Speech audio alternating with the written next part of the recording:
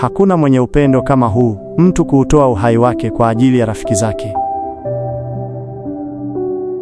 Maneno haya aliyasema Yesu ili kuwasilisha mfano ama kielelezo cha mtu mmoja mwenye upendo wa ajabu usioelezeka, kuamua kuyatoa maisha yake kama sadaka au dhamana, kufidia makosa na adhabu ya rafiki zake. Mtu huyo ni Yesu mwenyewe. Alikufa msalabani ili mimi na wewe tukombolewe kutoka kifo na adhabu ya moto wa milele. Fikiria zawadi hii ya thamani aliyoitoa Yesu. Kama unakwenda tu kusali lakini bado tabia yako ni ile ile, hujabadilika, maana yake ni kuitukana na kuikataa zawadi hii ya wokovu aliyoileta Yesu kwetu. Amua leo, rekebisha mahusiano yako na Mungu.